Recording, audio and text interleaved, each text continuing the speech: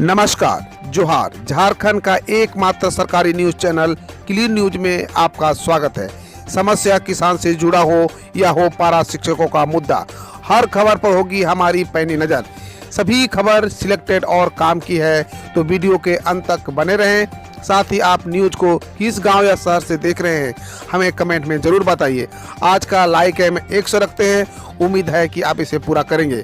और रोजाना पंचायत चुनाव का अपडेट पाने के लिए चैनल को सब्सक्राइब कर बेल आइकन को प्रेस करें। तो चलिए जानते हैं आज का मुख्य समाचार। गांव की सरकार, झारखंड का ऐसा वार्ड जहां वोटर्स होते हुए भी नहीं कर पाएंगे वोट, जाने क्या है कारण। झारखंड में पंचायत चुनाव का बिगुल बज गया है। पंचायतों में चुनाव लड़ रहे प्रत्याशी जनसंपर्क में मशगूल कर रहे हैं। इस बार गांव की सरकार बनाने को लेकर मतदाताओं में काफी उत्साह है।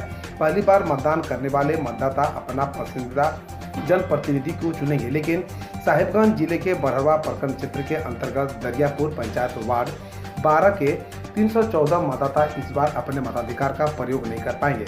यहाँ के मतदाता मतदान तो करना चाहते हैं, लेकिन वर्ष 2011 की जनगणना में भूल के कारण मतदाता मतदान नहीं कर पाएंगे। 2 माह में चालू होगा देवघर का त्रिकूट रोपवे, मृतक के आश्रितों को मुआवजा राशि देते बोले पर्यटक मंत्री। देवघर के त्रिकूट रोपवे और सेप्टिक टैंक हादसे मामले में मृतक के परिजनों को झारखंड सरकार की ओर से सहयोग राशि दी गई।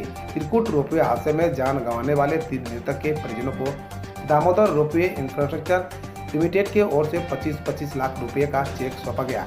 वहीं देवीपुर सेप्टिक टैंक में 6 मृतकों के परिजनों को 4-4 लाख रुपए की सहायता राशि दी गई। झारखंड में बदला मौसम का मिजाज, चिलचिलाती धूप से राहत, बारिश के आसार।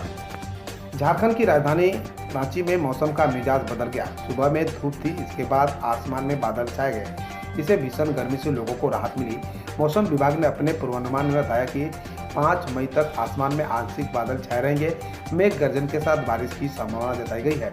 इस दौरान वज्रपात की भी आशंका है। कल रविवार को राज्य के पूर्वी एवं निकटतम मध्यवर्ती भागों में कहीं बारिश की संभावना थी और हुई भी। झारखंड पंचायत चुनाव में चुनावी तैयारियों का जायजा लेकर बोली डीसी बजरगिरी की रहेगी 3 लेयर सिक्योरिटी। झारखंड के पूर्वी सिंहभूम जिला निर्वाचन पदाधिकारी सौ उपायुक्त विजया यादव ने घाटशिला अनुमंडल में झारखंड पंचायत चुनाव की तैयारियों का शनिवार शाम को जायजा लिया। इस दौरान उन्होंने कहा कि बजरगिरी की त्रिस्तरीय सुरक्षा सुनिश्चित कराए, वाहनों के मूवमेंट एवं रूट प्लान के भी निर्देश दिए। मतगणना केंद्र में प्रवेश एवं निकास द्वार पर विशेष चौकसी बरतने के लिए पर्याप्त संख्या में पुलिस बस की परिनियुक्ति के निर्देश दिए गए हैं। इस मौके पर एसडीओ के साथ उप विकास आयुक्त प्रदीप प्रसाद, एसडीओ सत्यवीर रजक, प्रशिक्षु आईपीएस, बीडीओ, सीओ, कार्यपालक दंडाधिकारी एवं अन्य पदाधिकारी मौजूद थे। साइबर अपराधियों के निशाने पर झारखंड ऊर्जा विभाग के प्रधान सचिव एसएमएस भेजकर दी धमकी। ऊर्जा विभाग के प्रधान सचिव अविनाश कुमार को बिजली कनेक्शन काटने की धमकी दी गई है। साइबर अपराधियों ने शनिवार को ऊर्जा विभाग के प्रधान सचिव को 2 अलग-अलग नंबर से एसएमएस भेजकर चेतावनी दी कि बिजली कनेक्शन शनिवार रात 9:30 बजे तक काट दिया जाएगा, इसलिए उक्त नंबर पर संपर्क करें। मामले में प्रधान सचिव ने रांची के एसएसपी को मैसेज फॉरवर्ड कर इसकी जाँच कराने का निर्देश दिया है। मामला साइबर सेल को दे दिया गया है। 40,000 टन कोयले की हर दिन हो रहा अवैध कारोबार, सत्ता में बैठे लोग ले रहे लाभ, बाबूलाल मरंडी का 12 आरोप। भाजपा विधायक दल के नेता बाबूलाल मरंडी ने राज्य में कोयला के अवैध कारोबार का आरोप लगाया है। उन्होंने कहा कि राज्य के अलग अलग इलाकों से 1000 से ज्यादा हाईवे में 40,000 टन कोयले को अवैध कारोबार हो रहा है। सत्ता में बैठे ऊपर से नीचे तक के लोगों को उपकृत किया जा रहा है। धनबाद क्षेत्र में हो रहे अवैध कारोबार का हवाला देते हुए कहा कि यहां से 400 से 500 ट्रक कोयला जाता है। एक हाईवा में 40 से 45 टन कोयला लदा होता है। यह लगभग 4 लाख रुपए का कोयला होता है। हर ट्रक पर एसपी, डीएसपी, थाना क्षेत्र, सीआईएसएफ और अलग अलग प्रभावशाली लोगों का पैसा दिया जाता है। अवैध कारोबार करने वाले प्रति ट्रक पर 1,90,000 रुपए का चढ़ावा चढ़ाते हैं। सत्ता पक्ष और विपक्ष आमने सामने, जेएमएम बोला मोमेंट्स झारखंड सबसे बड़ा घोटाला, हो रही है जांच। झामुमो ने रघुवर दास के कार्यकाल में हुए मोमेंट्स झारखंड को सबसे बड़ा घोटाला करार दिया है। झामुमो के केंद्रीय सदस्य सुप्रियो भट्टाचार्य ने कहा कि वर्ष 2017 में हुए मोमेंटम झारखंड में जिन 11 कंपनियों के साथ करार हुआ था, वे झारखंड में कुछ माह पहले ही बनी थी। इसे साफ प्रतीत होता है कि सिर्फ मोमेंटम झारखंड का लाभ लेने के उद्देश्य से ही इन कंपनियों को बनाया गया था। इसको लेकर जांच चल रही है, कार्रवाई भी होगी। पार्टी के केंद्रीय कार्यालय में शनिवार को पत्रकार को भी श्री भट्टाचार्य ने बताया कि मोमेंटम झारखंड में कुल 238 MOU थे। इसमें से 13 MOU विदेशी कंपनियां, 74 MOU झारखंड की कंपनियां और शेष MOU अन्य राज्यों की कंपनियों के साथ हुए थे। गढ़वा में छोटी गाड़ियों से झारखंड से बिहार लाई जा रही शराब। गढ़वा पुलिस ने शराब समेत सवारी ऑटो को किया जब्त। बिहार में शराबबंदी है, यहाँ शराब का भंडारण, लाना, ले जाना, बेचना और पीना सब मना है। ऐसे में तस्कर पड़ोसी राज्य झारखंड के सीमावर्ती जिलों से शराब की खेप बिहार में लाकर बेची जा रही है। झारखंड की गढ़वा पुलिस ने शनिवार देर रात सुंदीपुर के एंटी क्राइम चेकिंग दौरान तस्करी कर लिए जा रहे 31 पेटी देसी व विदेशी शराब टेम्पो सहित जब्त कर लिया गया है। झारखंड में ठनका और आंधी के राज्य में बच्चे समेत 4 की मौत, येलो अलर्ट हुआ जारी। झारखंड में मौसम ने कहर बरपाया। आंधी और ठनका गिरने से 4 लोगों की मौत हो गई। 2 मौत साहिबगंज जिले में हुई है, जबकि बोकारो और खूंटी में एक की जान गई है। साहिबगंज जिले के गंगोता टोला में ठनका से एक वृद्ध की चपेट में आया, जिसके कारण उनकी मौत हो गई। शॉक लगाने से उनकी मौत हो गई। दूसरी ओर राधानगर थाना क्षेत्र में ठनका गिरने से एक महिला की मौत हो गई। ठनका ने महिला के शरीर को झुलसा दिया। खूंटी में कर्रा में एक बच्चे की मौत वज्रपात से हो गई। उनकी पहचान ग्रामीण चरकू संगा के पुत्र के रूप में हुई है। बोकारो स्टील प्लांट में आंधी से मैनेजर धनंजय को आंधी ने अपना निवाला बना लिया। तेज हवा के झोंके से एक स्टील उनके धनंजय के ऊपर गिरा गया। धनंजय गंभीर रूप से घायल हो गया। उन्हें अस्पताल ले जाया गया, जहां उन्हें मृत घोषित कर दिया। 802 उम्मीदवार सफल, इंटरव्यू 9 मई से। झारखंड लोक सेवा आयोग ने संयुक्त सिविल सेवा मुख्य परीक्षा के परिणाम घोषित कर दिए, जिसमें 802 उम्मीदवारों को सफल घोषित किया गया है। सफल उम्मीदवार अब साक्षात्कार के लिए उपस्थित होंगे, जो 9 मई से 16 मई तक आयोजित किया जाएगा। आधिकारिक बयान में कहा गया है कि साक्षात्कार के बाद सफल उम्मीदवारों को सरकार के विभिन्न विभागों में 252 पदों की नियुक्ति किया जाएगा।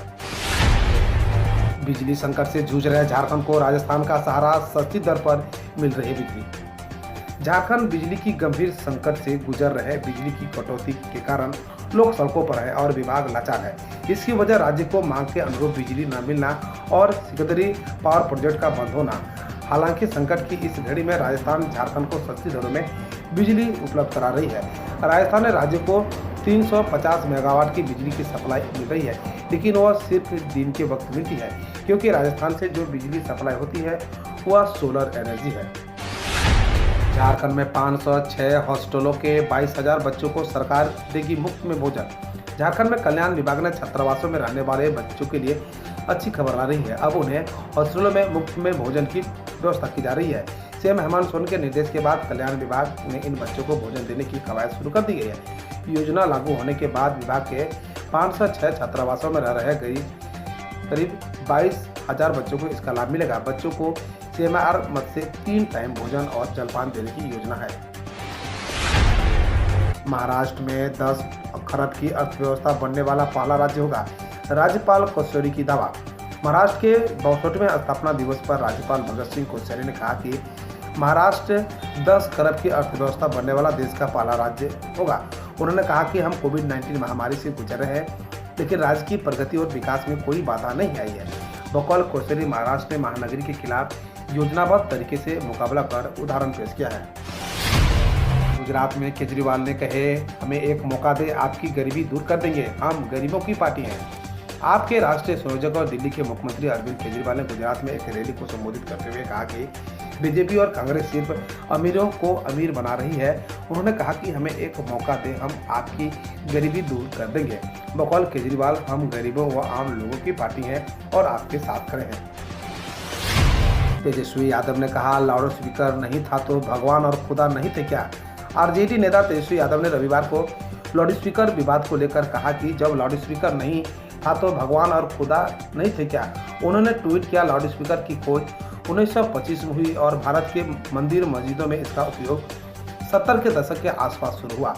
बिना लाउड स्पीकर प्रार्थना, जागृति, भजन, भक्ति व साधना नहीं होती थी क्या। महाराष्ट्र के स्वास्थ्य मंत्री बोले, कोविड-19 मामले बढ़ते रहे तो हमें मास्क अनिवार्य करना होगा। महाराष्ट्र के स्वास्थ्य मंत्री राजेश टोपे ने रविवार को कहा कि अगर राज्य में कोविड-19 मामले बढ़ते रहे तो हमें मास्क पहनना अनिवार्य करना होगा। उन्होंने कहा कोरोना मामले बढ़ रहे हैं, थोड़ी चिंता की बात जरूर है, लेकिन घबराने की जरूरत नहीं है।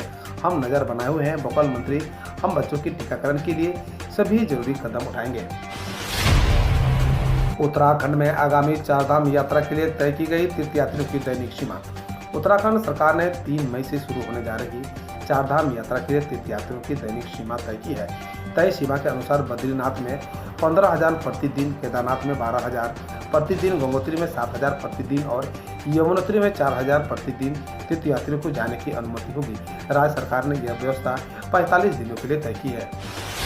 कॉमर्शियल एलपीजी सिलेंडर 102 रुपया 50 पैसा हुआ महंगा। ANI के मुताबिक कॉमर्शियल एलपीजी सिलेंडर की कीमतों में रविवार को 102 रुपया 50 पैसा का इजाफा कर दिया गया है। इस बढ़ोतरी के बाद 19 किलोग्राम के कॉमर्शियल सिलेंडर की कीमत दिल्ली में 2,253 से बढ़कर 2,355 रुपया 50 पैसा, जबकि मुंबई में 2,205 से बढ़कर 2,307 हो गई है। वहीं कोलकाता में 19 किलोग्राम के कॉमर्शियल एलपीजी सिलेंडर की कीमत अब 2,455 और चेन्नई में 2,508 रुपया हो गई है। MP के खरगोन में 2 और 3 मई को लागू रहेगा कर्फ्यू, घरों में होगी ईद की नमाज। मध्य प्रदेश के खरगोन में 2 और 3 मई को पूर्ण कर्फ्यू लागू रहेगा। भोपाल ADM सुमेर सिंह ईद की नमाज घरों में अदा की जाएगी। साथ ही अक्षय तृतीया और परशुराम जयंती पर जिले में किसी भी कार्यक्रम के आयोजन की अनुमति नहीं होगी। गौरतलब है कि 10 अप्रैल को रामनवमी शोभा यात्रा के दौरान पथराव के बाद शहर में हिंसा भड़क उठी थी।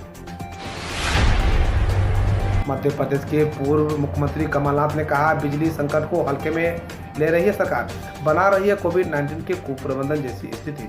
कांग्रेस नेता कमलनाथ ने मध्य प्रदेश में बिजली संकट को लेकर केंद्र और राज्य में बीजेपी की सरकारों की आलोचना की है। उन्होंने कहा, आज पूरा राज्य बिजली कोयला संकट से जूझ रहा है, यह चिंता का विषय है। बीजेपी इसे हल्के में ले रही है। बकौल कमलनाथ वे स्थिति को उसी तरह से संभाल रहे हैं जैसे उन्हें कोविड-19 महामारी का कुप्रबंधन किया था।